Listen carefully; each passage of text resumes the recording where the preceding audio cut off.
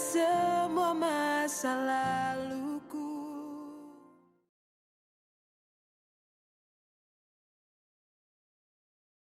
Yes, suara pengharapan Voice of Hope kembali menyapa saudara dan sahabat dengan judul Hati yang Kuat dan Teguh. Periksa hati Anda, bagaimana kondisinya.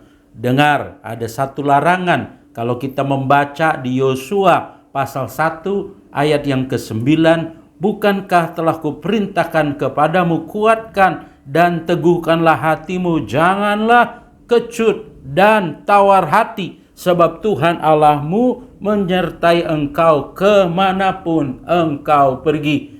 Larangannya satu, yaitu jangan sampai hati saya dan saudara kecut dan tawar hati.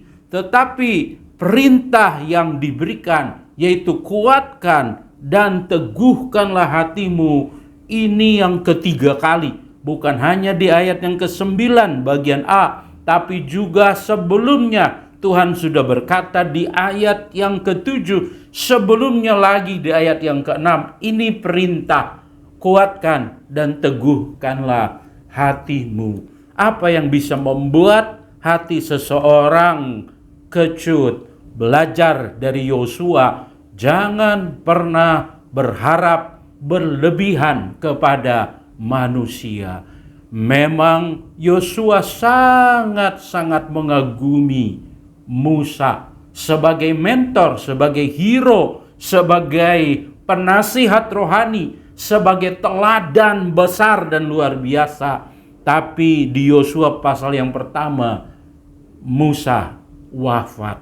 Dan ketika Musa wafat, Yosua diingatkan bahwa Tuhanlah tempat dia berharap, dan Tuhan saja yang tidak akan pernah meninggalkan dia. Karena di ayat 9 masih bagian C, sebab Tuhan Allahmu menyertai engkau kemanapun engkau pergi. Kalau engkau terlalu banyak berharap kepada manusia, hatimu sewaktu-waktu bisa kecut karena orang yang engkau kagumi, sangat engkau harapkan, bisa pergi kapan saja. Kalau engkau terlalu banyak berharap kepada manusia, orang-orang yang kita layani dengan sebaik-baiknya, toh pada saat-saat tertentu bisa sangat-sangat mengecewakan. Musa dan Yosua memimpin bangsa Israel, akan tetapi bangsa Israel ternyata suka memberontak, ternyata sering sekali bersungut-sungut, tidak tahu bersyukur kepada Allah, tidak tahu berterima kasih kepada pemimpin-pemimpinnya. Itu bisa membuat hati kita tawar hati. Oleh karena itu, ingatlah, Tuhan melihat segala sesuatu yang kita kerjakan.